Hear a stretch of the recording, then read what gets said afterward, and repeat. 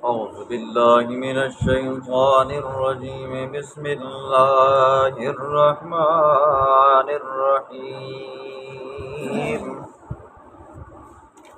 إذا السماء انشقت وأذنت لربها وحقت وإذا الأرض مدت وألقت ما فيها وتخلت وأذنت لربها وحقت يا أيها الإنسان إنك كادح إلى ربك كدحا فملاقيه. صدق الله العظيم. اس سورت کا نام سورۃ الانشقاق ہے. پہلی آیت میں موجود لفظ انشقت سے سورۃ انشقاق کا سورۃ مطففین کے ساتھ ربط یہ. سورۃ مطففین میں اللہ رب العزت نے فرمایا کہ جو بندہ ایک مرتبہ جہنم میں چلا گیا وہ وہاں سے اپنا نام خارج نہیں کروا سکے گا. اب سورۃ انشقاق میں اللہ رب العزت فرمائیں گے اس جہنم کے اندر مختلف قسم کی سزائیں بھی ہوں گی. سورۃ انشقاق کی ایک خصوصیت یہ ہے کہ کسی بندے کو کسی زہریلے جانور نے ڈس لیا اور درد کی شدت ہو تو سورۃ انشقاق پڑھ کر دم کی جائے تو اللہ رب العزت اس درد کے اندر افاقہ رکھیں گے. دوسری خصوصیت یہ ہے جس گھر کے اندر کیڑے مکوڑوں حشرات الارض نے بسیرا ڈال دیا ہو زیادہ تو وہاں پر سورۃ انشقاق کاغذ کے اوپر لکھ کر گھر میں لٹکائی جائے تو اللہ کے فضل و کرم سے کیڑے مکوڑے حشرات الارض چلے جائیں. اور اس سورت کی پہلی 5 آیات اذا السماء انشقت، نمبر 2 وأذنت لربها وحقت، نمبر 3 وإذا الأرض مدت، نمبر 4 وألقت ما فيها وتخلت، اور نمبر 5 وأذنت لربها وحقت. یہ 5 آیات اگر کسی عورت کی زچگی کے اندر بچے کی پیدائش کے اندر اس کو تکلیف ہوتی ہو تو یہ کاغذ کے اوپر لکھ کر بغیر اعراب کے باندھی جائیں تو اللہ کے فضل و کرم سے بچے کی پیدائش کے اندر آسانی ہوگی. اور یہ میں نے خود بھی کئی بار آزمایا ہے. جیسے بچے کی پیدائش ہو جائے تو اس کو کھول دو، انشاءاللہ العزیز بچے کی پیدائش آسانی سے ہو جائے گی. یہ وہ صورت ہے جس کو اللہ کے پاک پیغمبر اکثر اوقات عشاء کی نماز میں پڑھا کرتے تھے. آپ نے سنا ہے نا جی، سورۃ انشقاق، سورۃ انفطار، سورۃ تکویر. اللہ کے پاک پیغمبر ان صورتوں کو بہت زیادہ کثرت سے پڑھا کرتے تھے کیونکہ اس کے اندر جہنم کا، اس کے اندر قیامت کا ذکر آتا ہے. سیدنا ابو بکر صدیق رضی اللہ تعالیٰ عنہ نے حضور اقدس صلی اللہ علیہ وسلم سے پوچھا یا رسول اللہ ابھی وقت نہیں ہوا اور آپ بوڑھے ہو چکے ہو. اللہ کے پاک پیغمبر نے فرمایا شیبتنی ہود و اخواتہا، مجھے سورۃ ہود نے اور انہوں نے مجھے بوڑھا کر ڈالا ہے. پھر فرمایا وہ یہ صورتیں.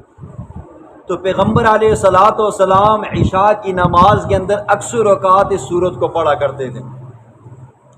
حضور اکرم صلی اللہ علیہ وسلم کا ایک خصوصی صحابی، خصوصی محافظ صحابی سیدنا حضرت سعد بن ابی وقاص رضی اللہ تعالیٰ عنہ. اور یہ سیدنا سعد بن ابی وقاص رضی اللہ تعالیٰ عنہ یہ بنو زہرہ سے تھے جی، حضور صلی اللہ علیہ وسلم کے ننہال کی طرف سے تھے. تو اس اعتبار سے حضرت سعد بن ابی وقاص رضی اللہ تعالیٰ عنہ حضور کے ماموزاد بھی لگتے تھے. اور یہ سیدنا سعد بن ابی وقاص رضی اللہ تعالیٰ عنہ وہ صحابی ہیں جن کو اللہ کے پاک پیغمبر نے دعا دی اللہم سدد سہمہ، اے اللہ اس کے تیر کے نشانے کو سیدھا رکھ. اور فرمایا وَأَجِبْ دَعْوَتَهُ، اے اللہ اس کو مستجاب الدعوات بنا. یہ جب بھی ہاتھ اٹھائے نا دعا کے لیے اللہ اس کی دعا کو کبھی رد نہ کر.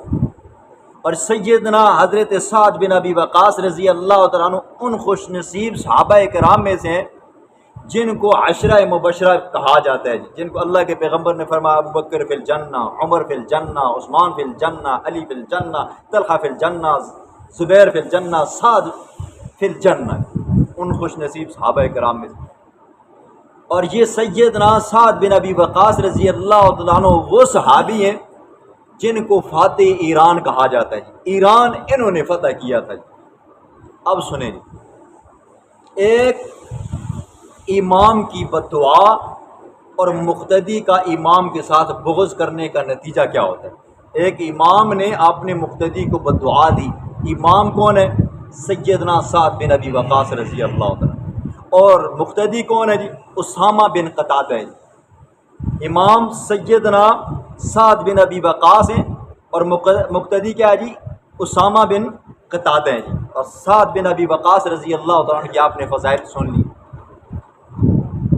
سیدنا فاروق اعظم رضی اللہ تعالیٰ عنہ کے دور کے اندر یہ ایک علاقے کے گورنر تھے جی، کوفہ کے تھے جی۔ کوفی لوگ ہمیشہ کوفی ہوتے ہیں، کبھی انہوں نے وفا نہیں کی۔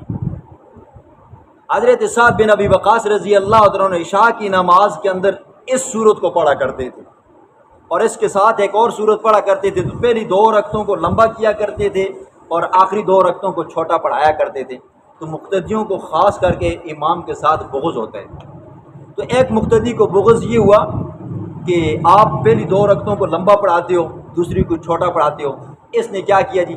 اس نے خط لکھا سیدنا فاروق اعظم رضی اللہ تعالیٰ عنہ۔ کیا خط لکھا؟ کہ حضرت سعد بن ابی وقاص کو نماز پڑھانی نہیں آتی۔ اور خود سوچو جی، سعد بن ابی وقاص وہ صحابی ہے جس کے بارے میں اللہ کے پیغمبر نے فرمایا، خود حضور نے فرمایا فداک ابی و امی، یا سعد، اے سعد تجھ پر میرے ماں باپ قربان ہو۔ اور یہ وہ سعد ہے جو عشرہ مبشرہ میں سے ہے، یہ وہ سعد ہے جو فاتح ایران ہے، یہ وہ سعد ہے جس کے بارے میں اللہ کے پیغمبر نے فرمایا اے اللہ اس کے تیر کے نشانوں کو سیدھا رکھ اور اس کی دعا کو قبول فرما، مستجاب الدعوات۔ شکایت لگائی، سیدنا فاروق اعظم رضی اللہ عنہ نے حضرت سعد بن ابی وقاص رضی اللہ عنہ کو بلایا جی، آپ کی شکایت آئی ہے۔ کہا امیر المومنین کیا شکایت ہے؟ کہا آپ کے مقتدیوں نے شکایت لگائی ہے کہ آپ کو نماز پڑھانی نہیں آتی، لہٰذا آپ بتائیں آپ نماز کیسی پڑھاتے ہیں؟ کہا امیر المومنین جیسے میں نے پیغمبر علیہ الصلوۃ والسلام کے پیچھے نماز پڑھی ایسی ہی نماز میں ان کو پڑھاتا ہوں، اس کے اندر کوئی کمی کوتاہی نہیں۔ کہا کہ کیسے پڑھاتے ہو؟ کہا امیر المومنین عشاء کی پہلی 2 رکعتوں کو لمبا کرتا ہوں اور عشاء کی آخری 2 رکعتوں کو چھوٹا کرتا ہوں۔ شکایت بھی اسی عشاء کی نماز کی تھی۔ کہا تو بالکل پیغمبر علیہ الصلوۃ والسلام کی نماز کے مطابق نماز پڑھاتے ہیں۔ حضرت فاروق اعظم رضی اللہ تعالیٰ نے ایک قاصد یا بہت سارے بندے کوفہ کے اندر تفتیش کے لیے بھیجے۔ یہ بخاری شریف کی روایت ہے اور روایت نمبر بھی آتا ہے 755 نمبر روایت ہے۔ کہا جاؤ جا کر تحقیق کرو، آیا سعد سچ کہتا ہے یا وہ مقتدی سچ کہتا ہے؟ جب وہاں پر کرندے گئے، تفتیش کی گئی، تحقیق کی گئی، ہر مسجد میں جاتے ہر مسجد والا حضرت سعد بن ابی وقاص رضی اللہ عنہ کی تعریف کرتے کرتے کرندے مسجد بنی عبس میں پہنچے، جس مسجد میں امام تھے۔ تو جب کرندوں نے مقتدیوں کو اللہ کی قسم دے کر پوچھا نا کہ بتاؤ سعد تمہیں کیسی نماز پڑھاتا ہے، سارے خاموش ہو گئے جی۔ ایک بندہ کھڑا ہوا جس کا نام اسامہ بن قتادہ تھا، کھڑا ہوا، اس نے کہا اب چونکہ آپ نے اللہ کی قسم دی ہے تو اب میں اس قسم کی لاج رکھتے ہوئے میں آپ کو ساری صورتحال سے آگاہ کرتا ہوں۔ کہا کہ سعد نماز ٹھیک نہیں پڑھاتا ہے جی، نماز ہی نہیں آتی۔ اور دوسری کہا جب مال غنیمت آتا ہے نا جی تو مال غنیمت کی تقسیم کے اندر انصاف نہیں کرتا جی، ایک شکایت۔ دوسری فرمایا فوج کو جہاد پر بھیجتا ہے لیکن خود گھر میں بیٹھا رہتا ہے، لہٰذا جہاد میں بھی نہیں جاتا، 2 شکایت۔ تیسری شکایت جب فیصلہ آتا ہے نا، جو فیصلہ کرنا ہوتا ہے تو فیصلے کے اندر عدل و انصاف نہیں کرتا، دوستانہ یارانہ کیا کرتا ہے دیکھتا ہے اور اس کے مطابق فیصلہ کر دیتا ہے۔ 3 شکایتیں کرندوں کو لگائیں۔ سیدنا سعد بن ابی وقاص رضی اللہ عنہ کھڑے ہوئے محفل میں، کہا اے اللہ اگر تیرا یہ بندہ جھوٹا ہے، اے اللہ اس کے اوپر 3 عذاب نازل فرما۔ پہلی بد دعا فرمائی، اے اللہ اس کی عمر کو دراز کر دے، اس کو مارنا مت، اے اللہ اس کو لمبی عمر دے۔ دوسری بد دعا، اے اللہ اس کو خوب محتاج بنانا۔ تیسری بد دعا، اے اللہ اس کو لمبے لمبے فتنوں میں مبتلا کرنا ہے۔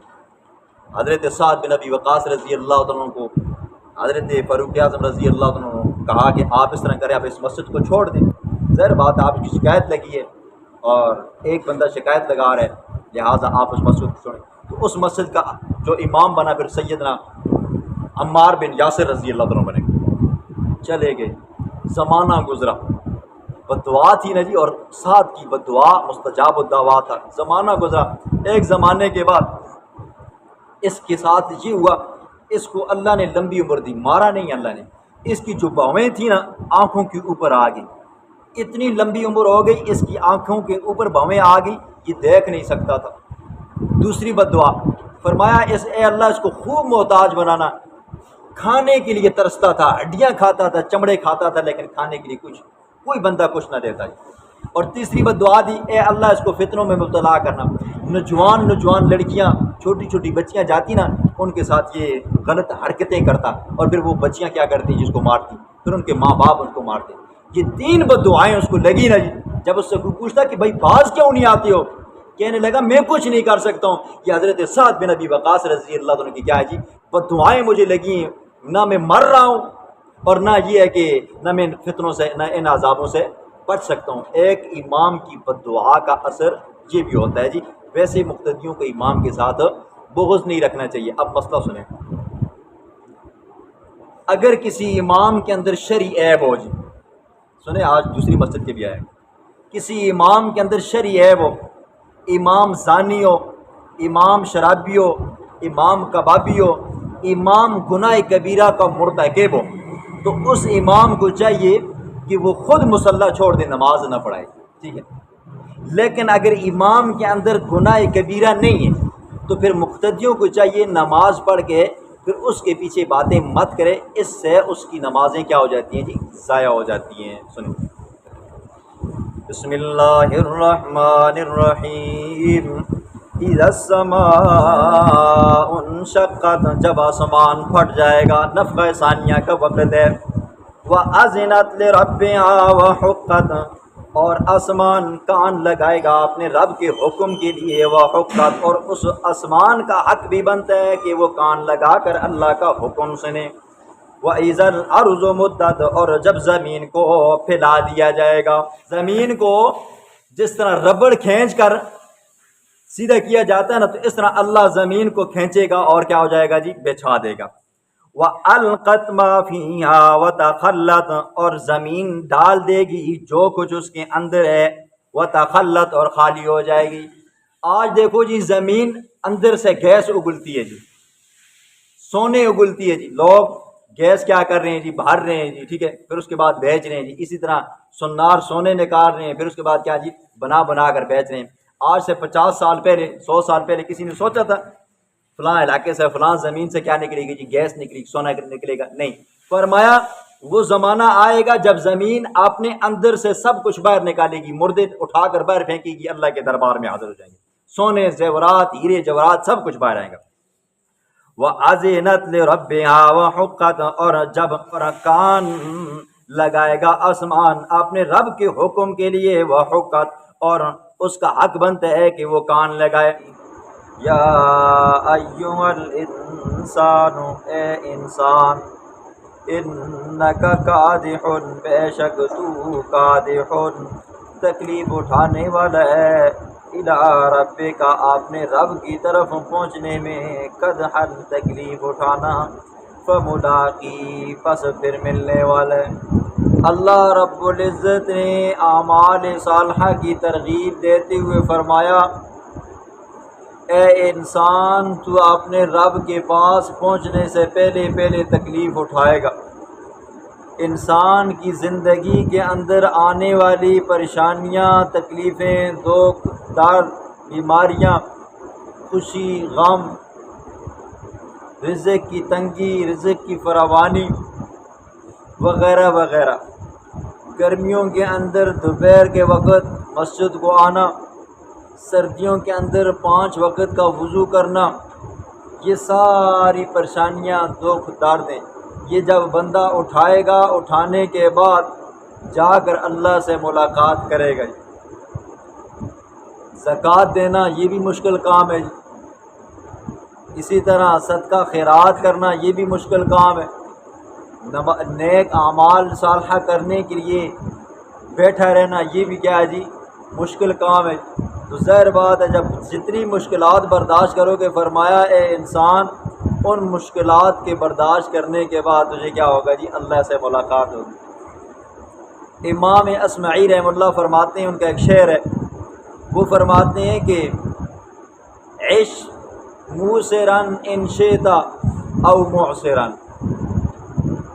زندگی خوشحال ہو یا زندگی تنگ ہو، فرمایا لا بد فی الدنیا، لیکن دنیا کے اندر پریشانیوں کا، دکھوں کا آنا یہ کیا ہے جی یقینی ہے۔ جتنا مالدار سے مالدار بندہ ہوگا اس کی ٹینشنیں، اس کی پریشانیاں زیادہ ہوں گی، اور جتنا غریب سے غریب تر بندہ ہوگا اس کی پریشانیاں کم ہوں گی۔ غریب بندے کو کیا پریشانی ہوتی ہے؟ یہی ہوتی ہے نا کہ میں روٹی کیا کھاؤں گا جی، رات کے وقت آٹا ساگ دال چال کیا ملے گی، غریب بندوں کو یہ پریشانی ہوتی ہے۔ اگر اس سے بھی بڑھ جاؤ تو وقتی طور پر کیا ہوتا ہے، بجلی کے بل اور گیس کے بل آگے۔ مالدار بندے کو ہر وقت ٹینشن رہتی ہے۔ مالدار بندے کے گھر کے اندر رات کو اگر بلی گھس جائے نا جی، اور ٹھل ٹھل کی آواز آ جائے، چوہا گھس جائے، برتنوں کی آواز ہے، مالدار بندہ پریشان ہو جاتا ہے۔ چور آ گئے، پتہ نہیں گاڑی نکال رہے ہیں، پتہ نہیں زیورات نکال رہے ہیں، پیسہ نکال رہے ہیں، اور غریب بندہ کیا ہوتا ہے رات کو گھر کے اندر بلی چوہا آ گیا، وہ کہتا ہے بگا دیتا ہے۔ یہ غریب بندے کی ٹینشن ہے، زیادہ کوئی ٹینشن نہیں۔ فرمایا اے انسان تو تکلیفیں اٹھا کر اس کے بعد اپنے رب کے پاس پہنچے گا، پھر کیا ہوگا؟ فَأَمَّا مَنْ أُوتِيَ كِتَابَهُ بِيَمِينِهِ، بہرحال وہ بندہ اوتیا جس کو دیا گیا کتابہ اس کا نامہ اعمال بیمینہ دائیں ہاتھ کے اندر، فسوف یحاسب حسابا یسیرا، پس عن قریب اس کا حساب لیا جائے گا آسان۔ اما عائشہ صدیقہ رضی اللہ تعالیٰ عنہ نے حضور سے سوال کیا، یا رسول اللہ فسوف یحاسب حسابا یسیرا کا مطلب کیا ہے؟ یاد رکھیں قرآن کو سمجھنے کے لیے صرف ترجمہ کافی نہیں ہے، قرآن کو سمجھنے کے لیے عربی زبان کا آنا بھی ضروری نہیں ہے، قرآن کو سمجھنے کے لیے حدیث ضروری ہے۔ یہ قرآن شرعی فرمان ہے، اور اس کو سمجھنے کے لیے آگے صاحب قرآن کے فرمان کی ضرورت ہے، تب جا کر یہ قرآن کیا ہوتا ہے جی سمجھ آتا ہے۔ اما عائشہ صدیقہ رضی اللہ تعالیٰ عنہ کا بہت بڑا مقام ہے، مفسر قرآن ہے۔ ایک حضرت عبداللہ بن عباس رضی اللہ عنہ کے بارے میں آتا ہے وہ مفسر قرآن ہے، اور اما عائشہ صدیقہ رضی اللہ تعالیٰ عنہ مفسرہ قرآن ہے۔ قرآن کی تفسیر کر بڑے بڑے صحابہ اور تابعین اما جان کے کیا ہیں جی شاگرد ہیں۔ تو مائی صاحبہ نے حضور صلی اللہ علیہ وسلم سے سوال کیا، یا رسول اللہ اس کا کیا مطلب ہے؟ اللہ کے پاک پیغمبر نے فرمایا آسان حساب کا مطلب یہ ہے کہ اللہ رب العزت میدان محشر میں ایک بندے کو بلائے گا اور اس بندے کو کہے گا تو نے یہ گناہ کیا ہے، بندہ کہے گا جی کیا ہے، اللہ فرمائیں گے یہ گناہ کیا، کہے گا جی کیا ہے، یہ کیا ہے جی کیا ہے، یہ کیا ہے جی کیا ہے، ہر گناہ اللہ گناتا جائے گا، بندہ کیا کرے گا جی اقرار کرتا جائے گا۔ اللہ پھر بھی کہیں گے میں رب کیا کرتا ہوں تجھے تیرے گناہوں کو مٹا کر تجھے بخش دیتا ہوں، جنت میں داخل کر دیتا ہوں۔ اور دوسری روایت میں آتا ہے کہ اگر اللہ بندے سے پوچھے گا بتاؤ بندے تو نے یہ گناہ کیا، اور بندے نے آگے سے انکار کر دیا، انکار کی گنجائش نہیں ہوگی، اگر انکار کر دیا پھر سورۃ یاسین میں آپ نے سنا ہے الیوم نختم علی افواہہم، اللہ منہ کے اوپر مہر لگا دے گا۔ پھر کیا ہوگا؟ وتشہد ارجلہم بما کانوا یکسبون، اس وقت پھر بندے کے ہاتھ بولیں گے، بندے کے پاؤں بولیں گے، بندے کے باقی اعضاء گواہی دیں گے اے اللہ اس نے یہ گناہ بھی کیا ہے، یہ بھی کیا ہے، یہ بھی کیا ہے، یہ بھی کیا ہے۔ تو اس وقت بندہ کہے گا اپنے اعضاء کو، ہاتھوں کو، پاؤں کو خطاب کرے گا تمہیں کیا ہوگا جو میری خلاف کیا کرتے ہو جی گواہی دیتے ہو تمہیں؟ وہ کہیں گے، یہ اعضاء کہیں گے جو رب تجھے دنیا میں زبان کے ذریعے بلایا کرتا تھا، آج اس رب کا حکم ہے، اللہ نے گویائی عطا فرمائی ہے، وہاں پر کیا کرے گا جی؟ بندے کے عذاب ہوئے گی۔ ایک مطلب کیا ہے جی؟ بندہ سامنے کھڑا ہوگا، اللہ سوال کریں گے، بندہ کہے گا اللہ مجھ سے یہ گناہ بھی ہوا ہے، ندامت سر جھکا، یہ بھی ہوا ہے، یہ اللہ فرمائیں گے میں نے تجھے کیا کر دیا، بخش کر دیا۔ اور ایک حساب یسیر کا مطلب یہ ہے کہ اللہ رب العزت انسان کو اس کی گناہوں کی بدولت تھوڑا سا جہنم میں ڈالے گا، بندہ جیسے ہی وہاں سے پاک ہوگا، پاک کرنے کے بعد اللہ اس کو جنت میں داخل فرما دیں گے۔ یہ کیا ہے جی؟ حساب یسیر ہے۔ اور حدیث میں آتا ہے من نوقشا عذبا، جس بندے سے اللہ نے مناقشہ کیا، سوال و جواب شروع ہو گیا، فرمایا عذبا، وہ بندہ بچ نہیں سکے گا۔ ہوتا ہے نا جی عدالت کے اندر جاؤ، وکیل پوچھتا ہے کہ آپ نے یہ کام کیا، جج اگر پوچھے نا جی آپ نے یہ کام کیا تو کیوں کیا، بندے کے پاس جواب نہیں ہوتا۔ اللہ جب بندے سے پوچھ تاچھ شروع کرے گا، جس کو کہتے ہیں تفتیش شروع ہوگی، اللہ کے پاک پیغمبر نے فرمایا عذبا، وہ بندہ پھر کبھی بچ نہیں سکتا۔ اللہ ہم سب کے اوپر اپنا فضل و کرم فرمائے۔ وَيَنْقَلِبُ إِلَىٰ أَهْلِهِ مَسْرُورًا، جس بندے کو نامہ اعمال دائیں ہاتھ میں مل گیا، اس کا حساب و کتاب بھی آسان ہوگا۔ فرمایا وَيَنْقَلِبُ، وہ بندہ حساب و کتاب سے فارغ ہونے کے بعد لوٹے گا، إِلَىٰ أَهْلِهِ مَسْرُورًا، اپنے رشتہ داروں کے پاس، اپنے کنبے قبیلے کے پاس، اپنے گھر والوں کے پاس، مسرورا، خوش خوش، مجھے تو نامہ اعمال دائیں ہاتھ میں ملا، میرا حساب کتاب کیا ہو گیا جی؟ ختم ہو گیا۔ جس طرح بچہ سکول کے اندر پاس ہو جائے تو گھر آتا ہے جی، اپنے پاس کارڈ اٹھایا ہوتا ہے، ایک کو دکھاتا ہے میں پاس آ گیا ہوں، میری پہلی پوزیشن آئی ہے، دوسرے کو دکھاتا ہے، تیسرے کو دکھاتا ہے، مٹھائی لیتا ہے، تقسیم کرتا ہے۔ اسی طرح بندہ وہاں پر کیا ہوگا جی؟ جب پاس ہو جائے گا، ہر ایک کو اپنا نامہ اعمال دکھائے گا، یہ دیکھو میں پاس ہو گیا، یہ پاس ہو گیا۔ وَأَمَّا مَنْ أُوتِيَ كِتَابَهُ وَرَاءَ ظَهْرِهِ، بہرحال وہ بندہ جس کو نامہ اعمال دیا گیا وراءہ، اس کے پیٹھ کے پیچھے سے۔ ایک تفسیر مفسرین یہ کرتے ہیں، روایت میں آتا ہے کہ جس بندے کے نامہ اعمال کے اندر برائیاں ہی برائیاں ہوں گی، گناہ ہی گناہ ہوں گے، فرشتے اس بندے کی شکل سے بھی کیا کریں گے جی؟ نفرت کریں گے۔ تو ظاہر بات ہے نامہ اعمال تو دینا ہے، پھر فرشتے کیا کریں گے جی؟ اس بندے کا یہ ہاتھ، بایاں ہاتھ پیٹ کے اندر داخل کر کے پیچھے سے نکالیں گے، اس کا نامہ اعمال اس کو پیٹھ کے پیچھے دیا جائے گا۔ ایک مطلب یہ، اور ایک مطلب یہ ہے اس کو دونوں ہاتھوں کو پیچھے کیا جائے گا، اس بندے کے نامہ اعمال اس کے ہاتھوں میں دیا جائے گا۔ پھر کیا ہوگا؟ فَسَوْفَ يَدْعُو ثُبُورًا، پس عن قریب وہ پکارے گا ثبوراً، ہلاکت کو، موت کو۔ کاش کہ موت آ جاتی، یہ نامہ اعمال بائیں ہاتھ میں مت ملتا۔ آپ نے پیچھے سنا ہے وہاں پر بندے کو جب نامہ اعمال بائیں ہاتھ میں دیا جائے گا نا تو بندہ کہے گا یا لیتنی لم اوت کتابیہ، کاش کہ مجھے اپنا نامہ اعمال دیا ہی نہ جاتا، اور ولم ادری ما حسابیہ، اور مجھے نہ بتایا جاتا میرا حساب و کتاب کیا ہے جی، اور میں نہ جانتا میرا حساب کتاب کیا۔ اور آپ نے یہ بھی سنا ہے یا لیتہا کانت القاضیہ، بندہ کہے گا کاش آج ہمارے درمیان میں کیا ہو جائے، فیصلہ ہو جائے، مجھے آنن فانن ختم کر دیا جائے، موت آ جائے۔ اور یہ بھی کہے گا یا لیتنی کنت ترابا، کاش کہ آج میں کیا ہو جاتا جی، مٹی مٹی ریزہ ریزہ ہوتا یہ، لیکن یہ نامہ اعمال مجھے بائیں ہاتھ میں نہ ملتا۔ وَيَصْلَىٰ سَعِيرًا، اور داخل ہوگا سعیرہ، بھڑکنے والی، شعلے مارنے والی آگ کے اندر۔ إِنَّهُ كَانَ فِي أَهْلِهِ مَسْرُورًا، بے شک تھا وہ دنیا کے اندر اپنے گھر والوں کے اندر مسرورا، بے غم۔ دنیا کے اندر جب بھی وہ رہتا تھا اللہ کی نافرمانیاں، رسول کی نافرمانیاں، شریعت کی نافرمانیاں، موج مستیوں میں رہتا تھا، وہ دنیا کے اندر اپنے گھر والوں کے اندر خوش رہا کرتا تھا۔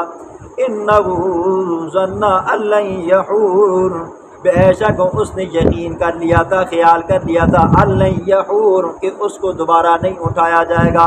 بندہ ظاہر بات ہے جس بندے کو پتہ ہے میں نے مرنا ہے، مرنے کے بعد اللہ کے دربار میں جانا ہے، تو بندے کو اندر خوف آ جاتا ہے، ٹھیک ہے۔ کوئی برا کام کر رہا ہو تو دل کے اندر ایمان ہوگا نا، جو کہے گا کہ یہ کام تو کر رہا ہے، یہ حرام کام ہے، جی خوف آئے گا، بندہ ڈر جائے گا، کل پوچھ تاچھ ہوگی۔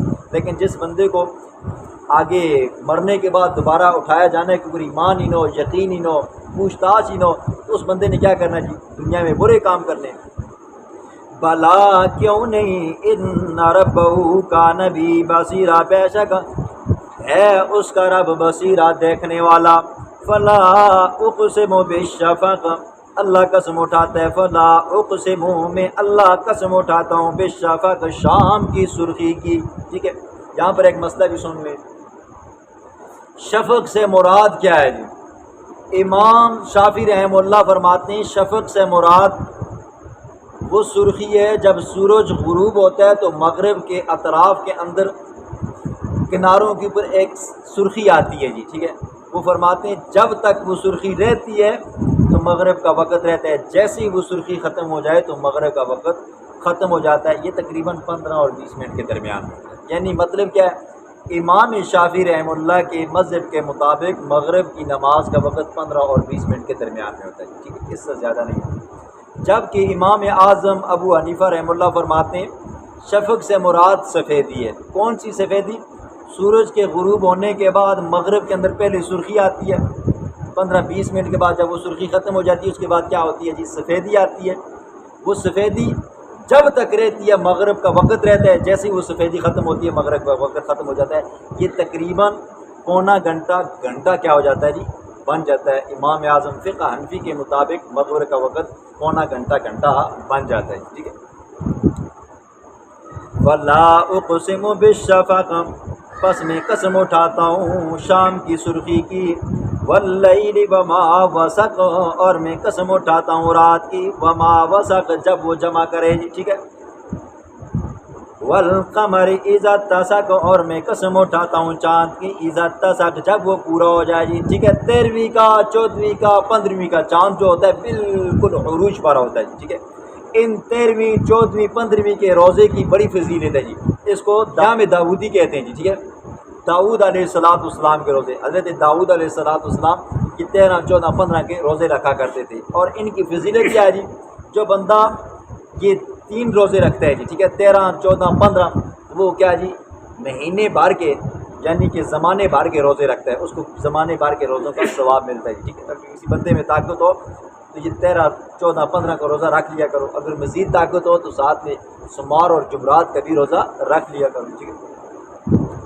لَتَرْكَبُنَّ طَبَقًا عَنْ طَبَقٍ، البتہ ضرور تم چڑھو گے ایک حالت سے دوسری حالت پر۔ 3 قسمیں اللہ نے اٹھائیں، قسم شام کی سرخی کی، قسم رات کی جب وہ سب چیزوں کو جمع کرے، قسم چاند کی جب وہ کیا ہو جائے؟ پورا ہو جائے۔ فرمایا لَتَرْكَبُنَّ طَبَقًا عَنْ طَبَقٍ، البتہ ضرور تم چڑھو گے ایک حالت سے دوسری حالت پر۔ کیا انسان پہلے کیا ہوتا ہے جی؟ نطفہ ہوتا ہے ماں کے رحم کے اندر، پھر کیا ہوتا ہے جی؟ خون کا لوتھڑا بنتا ہے، پھر کیا ہوتا ہے جی؟ بوٹی بنتی ہے، پھر اس کے بعد پورا ڈھانچہ بنتا ہے، پھر اس کے بعد 9 ماہ گزرتے ہیں، پھر بچے کی پیدائش ہوتی ہے، پھر کیا ہوتا ہے جی؟ بچہ تھوڑی بڑی عمر کا ہو جاتا ہے، پھر کیا ہوتی ہے؟ جوانی آتی ہے، جوانی کے بعد بڑھاپا آتا ہے، بڑھاپے کے بعد کیا ہو جاتی ہے جی؟ موت آ جاتی ہے۔ فرمایا تم ضرور چڑھو گے ایک سیڑھی سے دوسری سیڑھی پر جی۔ ایک مطلب یہ ہے ابھی کیا ہو جی؟ غمگین ہو، کچھ دیر کے بعد کیا آئے گی جی؟ خوشی آئے گی۔ ابھی صحت مند ہو تو کچھ دیر کے بعد بیماری آئے گی، یا ابھی بیمار ہو تو کچھ دیر کے بعد کیا ہوگی جی؟ صحت آئے گی۔ ابھی کیا ہو جی؟ فقیر ہو، تنگ دست ہو تو کچھ دیر کے بعد کیا آئے گی جی؟ خوشحالی بھی آئے گی۔ اگر ابھی کیا ہو جی؟ خوشحال ہو تو کچھ دیر کے بعد کیا آئے گی؟ تنگ دستی بھی آئے گی۔ فرمایا ضرور تم چڑھو گے ایک حالت سے دوسری حالت پر، ایک سیڑھی سے دوسری سیڑھی پر، ایک سٹیپ سے دوسری سٹیپ پر۔ فَمَا لَهُمْ لَا يُؤْمِنُونَ، پس کیا ہو گیا ہے ان کو؟ لا یؤمنون، وہ ایمان نہیں لاتے۔ جب آپ کو پتہ ہے دن کو روشنی ہوتی ہے، رات کو کیا ہوتی ہے جی؟ اندھیرا ہوتا ہے جی، ٹھیک ہے۔ چاند پورا ہوتا ہے 13ویں 14ویں 15ویں کو ہوتا ہے، پھر ماں کے پیٹ کے اندر نطفہ ہوتا ہے، نطفے کے بعد خون ہوتا ہے، خون کے بعد گوشت ہوتا ہے، پھر اس کے بعد کیا ہوتا ہے جی؟ ڈھانچہ ہوتا ہے، اس کے بعد 9 ماہ، پھر اس کے بعد پیدائش ہوتی ہے۔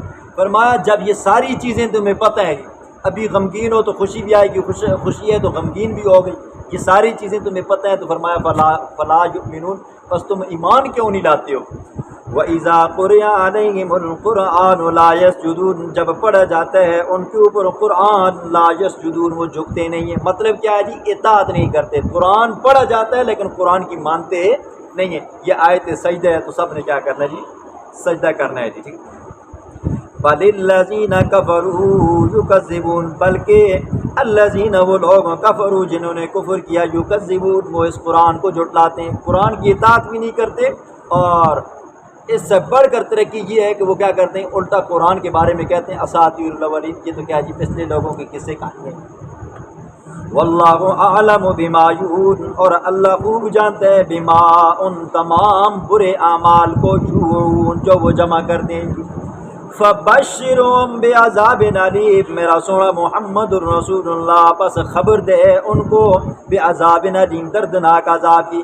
بشر کا معنی خوشخبری ہے جی، ٹھیک ہے، لیکن یہاں پر اللہ رب العزت بطور تحکم کے، بطور عقارت کے، بطور تانا کے کہتے ہیں میرا محبوب ان کو خوشخبری سنا دردناک عذاب کی، اور دردناک عذاب کی خوشخبری تو نہیں ہوتی، کیا ہوتی ہے، بدخبری ہوتی ہے، یہ بطور طنز کے، جس طرح ہم آپ نے کسی دشمن کو، یا یہ ہے کہ جس کے اوپر ہماری تھوڑی سی خون کسر آئی ہو نا جی، دل کے اندر تھوڑے سا بچہ لگتے ہیں بدلہ لے سی، جب اگر جاتے جاتے گر جائے نا کہتے ہیں اور مزہ آیا، اس کا یہ مطلب نہیں ہوتا کہ بھائی گرنے سے بندے کو مزہ آتا ہے، کہتے ہیں کہ بھائی لگی ہے یہ نہیں لگی، ہاں فبشروا بعذاب علیم، میرا سونا محمد الرسول اللہ ان کو خبر دے دردناک عذاب کی۔ بچیں گے کون؟